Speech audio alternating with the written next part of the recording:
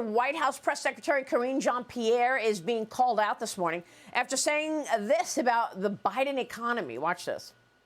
Everything that you are seeing with our economy being stronger, wages going up, unemployment going down, staying under 4%, something that we haven't seen in 50 years, is because of Bidenomics.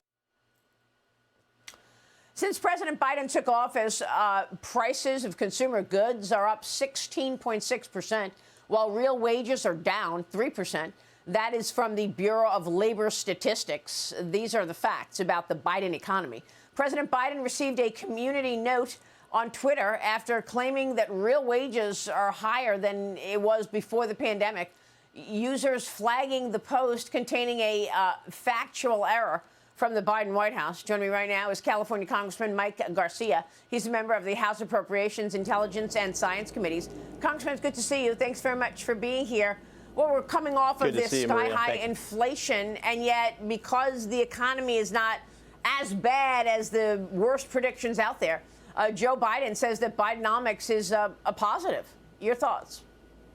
Yeah, it's amazing. It's upside down world. The bar is extremely low here. This is the same administration that told us Afghanistan was a logistical success, that there is no inflation, that inflation was going to be transitory, that we're not in a recession despite 2 quarters of negative GDP growth.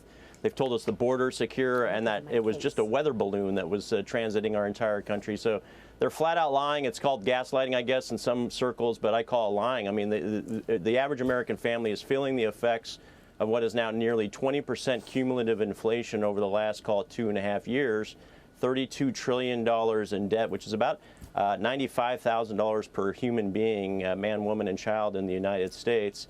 And we're feeling it in every measure of merit of the economy. We're feeling it. And so for them to come out and try to tell us all is well, despite 4 of the last 5 quarters being negative growth, and we've seen the biggest downturn in worker productivity in the history of our nation in the last couple of years, is absolutely absurd. Well, whether it's the way that they, talk about this economy or actually the economic measures, we are looking at a different situation in this last 2 years versus what you had in the past administration. What are you going to do about it? You're on the Appropriations Committee, and I know there's a fight going on in terms of allocating money in government. Tell me your priorities. Yeah, we've got to get core inflation down below 7%. The inflation numbers are starting to trend in the right direction.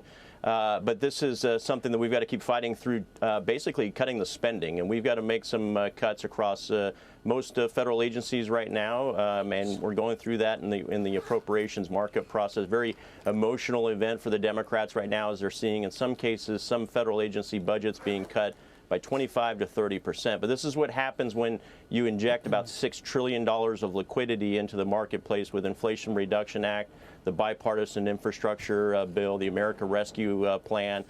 These were all things that, ironically, were meant to try to save the economy and prevent inflation.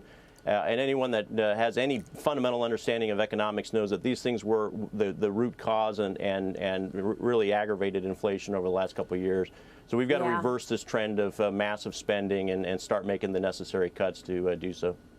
And I spoke with President Trump over the weekend. The 45th president, in an exclusive interview, talked about cutting regulation and getting energy independence ramped up once again in this country. He also told me that China is actually benefiting right now from Joe Biden's economy and Bidenomics. He laid out his plans to change the economic relationship between the United States and China. Here's President Trump with me on Sunday. Watch. President Biden says Bidenomics is working. Oh, come on. Look, you know what Bidenomics is? It means huge inflation, huge problems, lack of respect all over the world. China is eating our lunch. Take a look at the deficits we have. China is eating our lunch. Would you be prepared to attack the economic relationship that we have with China? For example, the capital markets are wide open for communist China, and unwitting investors are basically funding the expansion of the CCP. Would you put limits in place in terms of what Americans can buy? So I did something better. I did tremendous tariffs. We took in hundreds of billions of dollars, tariffs and taxes. They were dumping steel at a level that was going to put our steel mills out of business. I saved the steel industry. We were dead. And I taxed a 50% tax on dumping steel. Congressman, we're going to have more on President Trump's commentary around China, but this is our #1 adversary What can the U.S. do to push back on the bad behavior coming out of the Communist Party?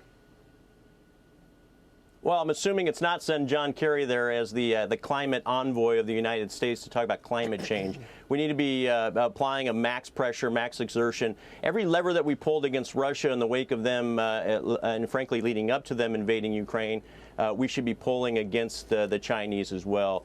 Xi Jinping doesn't respond to the sort of appeasement strategy that we've been using for the last couple of decades. It's very clear he's not responding to that. So we have to apply more economic sanctions, boycotts, divestments, finding a second source supplier for the United States in the form of India, Vietnam, Japan. The sum of those countries can equal the capacity of what China's putting out for American consumers.